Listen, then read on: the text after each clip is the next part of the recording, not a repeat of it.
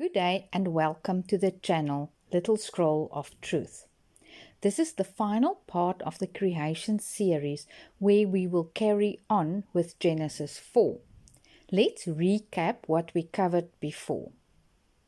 First, we looked at creation of the Son of the Eternal Father.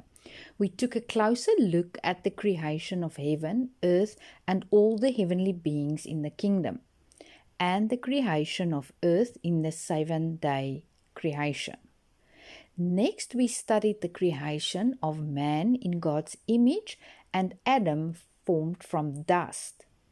In the previous section, we looked at the fall of man. After Satan let mankind fall into sin, they were removed from the garden. They had to plant their own food and had to raise sheep and other animals. In this video, we will discuss the children of Eve. In Genesis 4, verse 1 and 2, we get a quick summary of what happened in the garden. So let's read Genesis 4, verse 1. And Adam knew Eve his wife, and she conceived and bare Cain, and said, I have gotten a man from the Lord. Verse 2, and she again bare his brother Abel, and Abel was a keeper of sheep, but Cain was a tiller of the ground. We must keep in mind that a few verses can describe a period of many years. As we see in verse 1 and 2, Eve had 2 boys. In verse 3, they are already grown up and men. It could easily be 20 to 30 years or more. Eve had Cain from Satan, who entered Adam's body, and Abel from man, whom she deceived.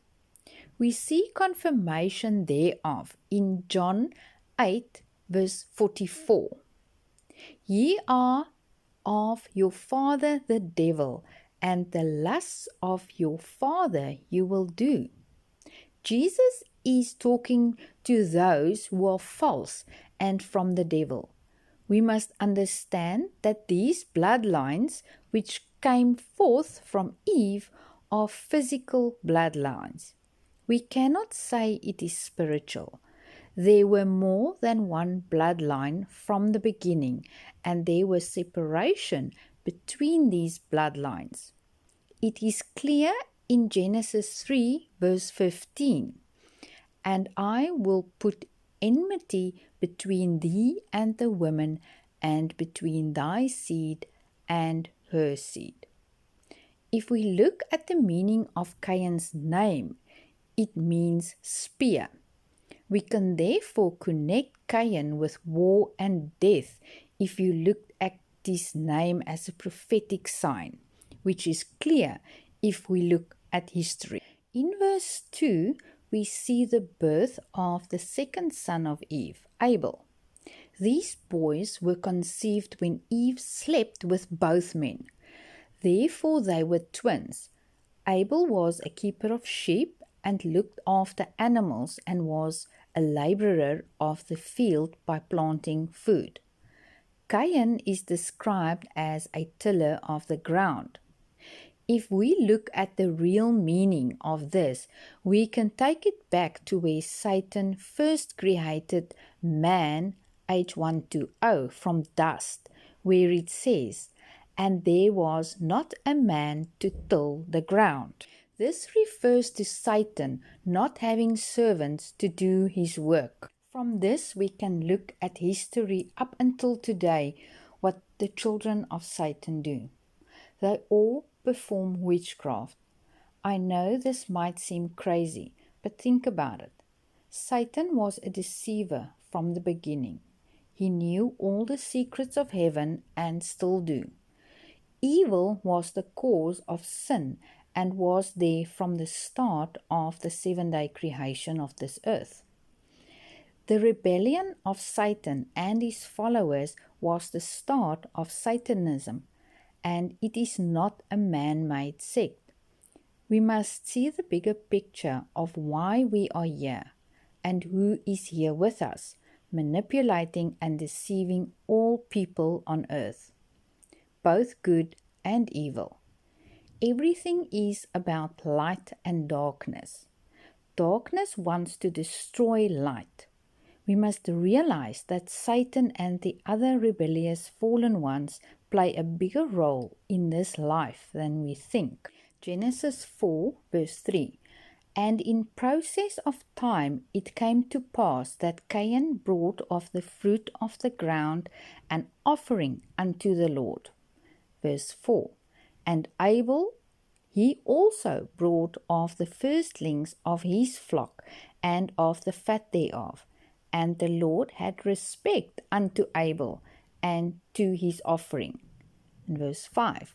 But unto Cain and to his offering he had not respect, and Cain was very wroth, and his countenance fell. Verse 6. And the Lord said unto Cain, Why art thou wroth, and why is thy countenance fallen? If thou doest well, shalt thou not be accepted? And if thou doest not well, sin lieth at the door, and unto thee shall be his desire, and thou shalt rule over him. So let's look at Genesis 4 verse 3. And in process of time it came to pass that Cain brought of the fruit of the ground an offering unto the Lord. In verse 3, Cain brought an offering to the Lord. This offering was a fruit of the ground. This does not refer to a pumpkin and a few carrots.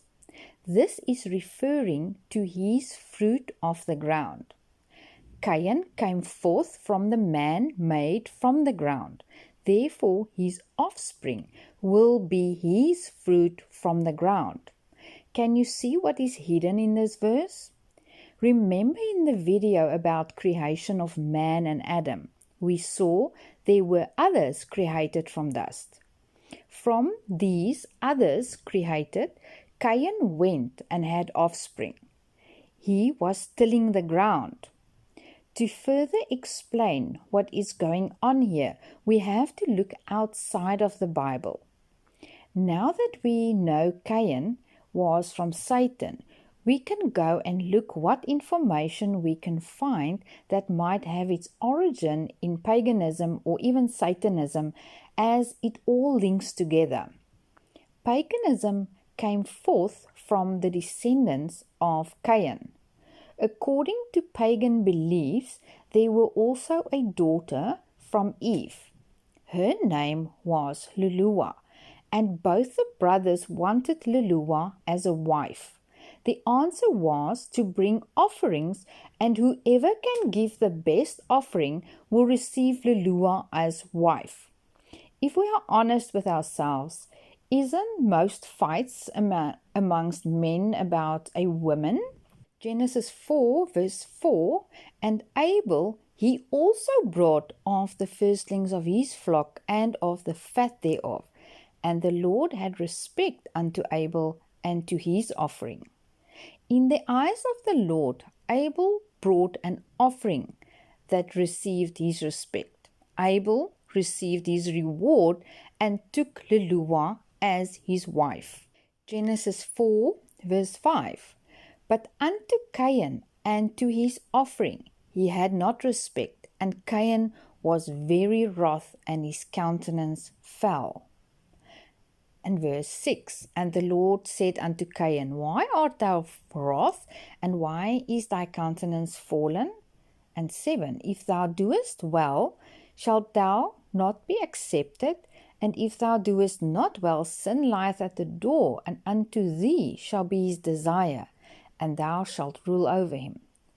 Cain's offering was rejected, and Cain started to feel anger and jealousy. Evil started to manifest in Cain. Lord pointed out that if Cain acted righteously, he would be accepted. But because he is the son of evil, he will be ruled by evil deeds. Let's read Genesis 4 verse 8 to 11. And Cain talked with Abel his brother, and it came to pass, when they were in the field, that Cain rose up against Abel his brother, and slew him. Verse 9. And the Lord said unto Cain, Where is Abel thy brother? And he said, I know not. Am I my brother's keeper? In verse 10. And he said, What hast thou done? The voice of thy brother's blood crieth unto me from the ground. 11. And now art thou cursed from the earth, which hath opened her mouth to receive thy brother's blood from thy hand. Cain killed his brother out of revenge, hatred, and jealousy. His evil nature could not be changed. We can even go so far as to say that Satan lived in Cain's body. After all, Satan formed these bodies to create a race to serve him. John 8:44. Ye are of your father the devil, and the lusts of your father you will do. He was a murderer from the beginning, and abode not in the truth, because there is no truth in him. When he speaketh a lie, he speaketh of his own, for he is a liar and the father of it. And 1 John 3 verse 8. He that committeth sin is of the devil, for the devil sinneth from the beginning. Acts 13 verse 10. And said, O full of all subtlety and all mischief, thou child of the devil, thou enemy of all righteousness, wilt thou not cease to pervert the right ways of the Lord? Remember when the serpent tempted Eve? He was described as more subtle than all. Let's look at the meaning of subtlety in the Strong's Dictionary. First one is G1388, which means to decoy, and G1185 means a trick, a craft, guile, subtlety, which is from the base to entrap or beguile, entice. So in verse 9, Cain was asked, Where is your brother? Cain said he is not his keeper. This is clearly referring to the fact that the Lord is addressing Satan, and he is stating that Abel was not his responsibility, as Abel was not his offspring. And we see that the bloodline of Cain is cursed. Now let's look at Genesis 4, verse 12 to 14. When thou tillest the ground, it shall not henceforth yield unto thee her strength. A fugitive and a vagabond shalt thou be in the earth. 13. And Cain said unto the Lord, My punishment is greater than I can bear. 14. Behold, thou hast driven me out this day from the face of the earth, and from thy face shall I be hid. And I shall be a fugitive and a vagabond in the earth. And it shall come to pass that every one that findeth me shall slay me. Now verse 12 is clearly stating that Cain's offspring will not yield its full strength, and Cain will be a fugitive until his end. Verse 13 is Satan speaking and does not want to lose his power of witchcraft. Verse 14, everyone that findeth me shall slay me, is referring to the curse that was placed on Satan when he conceived this child with Eve. Remember the curse that was placed between the seed of Eve and the seed of the serpent? Here Cain is acknowledging that he is the offspring of the serpent. But not only is this the child of the serpent, but it is a body that was entered in by Satan himself. This is again confirmed by John 8, verse 44. This all points back to our previous parts where we discussed the different ways of the bodies that were created. The bodies that were created from alchemy does not have an an eternal soul attached to the body, and these fallen angels and demons can actually use them as hosts. Because of the curse between the two seeds, Cain killed his brother Abel, and he took Lelua as his own wife. In verse 12, Cain was cursed to be a fugitive. This means that he will be a wanderer going to and fro over the earth. This is a very important statement, as this confirms who this was. If we look at Job, there is no doubt who was cursed here. Job 1 verse 7. And the Lord said unto Satan, Whence comest thou? Then Satan answered the Lord and said, From going to and fro in the earth, and from walking up and down in it. And 1 John 3 verse 12. Not as Cain, who was of that wicked one, and slew his brother, and wherefore slew he him, because his own works were evil, and his brother's righteous. In Job 1 verse 7, we can clearly see that this verse is referring to the curse that was placed on Cain. Genesis 4 verse 15. And the Lord said unto him, Therefore whosoever slayeth Cain, vengeance shall be taken on him sevenfold. And the Lord set a mark upon Cain, lest any finding him should kill him. Verse 16.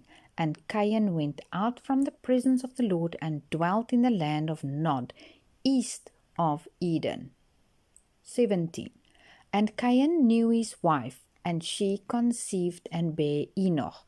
And he builded a city, and called the name of the city after the name of his son Enoch. Now this is very important, that it was not Cain that built the city. Remember, he was cursed to be a wanderer and a vagabond. So it's actually his son that actually settles down and builds this new city. Genesis 4 verse 18. And unto Enoch was born Irad, and Irad begat Mehujahel, and Mehujahel begat Methuselah, and Methuselah begat Lamech. Verse 19. And Lamech took unto him 2 wives. The name of the one was Ada, and the name of the other Zillah. And Ada bare Jabal. He was the father of such as dwell in tents, and of such as have cattle. And his brother's name was Jubal. He was the father of all such as handle the harp and the organ. 22. And Zillah, she also bare Tubal-Cain, an instructor of every artificer in brass and iron, and the sister of Tubal-Cain was Naamah. Verse 23. And Lamech said unto his wives, Ada and Zillah, Hear my voice, ye wives of Lamech. Hearken unto my speech, for I have slain a man to my wounding, and a young man to my hurt. Cain shall be avenged sevenfold, truly Lamech 70 and sevenfold. We see from verse 18 to 24, it gives us the children of Cain and his family tree. This is now known as the bloodline of Cain, and also a physical bloodline of Satan. Genesis 4 verse 25. And Adam knew his wife again, and she bare a son, and called his name Seth. For God, said she, hath appointed me another seed instead of Abel, whom Cain slew. Verse 26.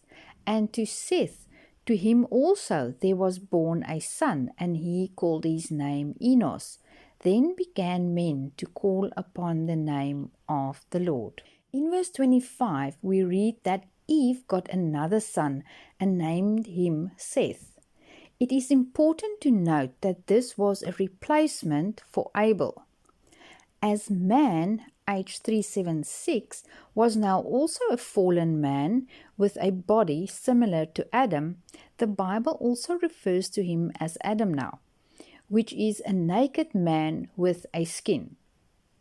Man lost his glorious body and became like mankind.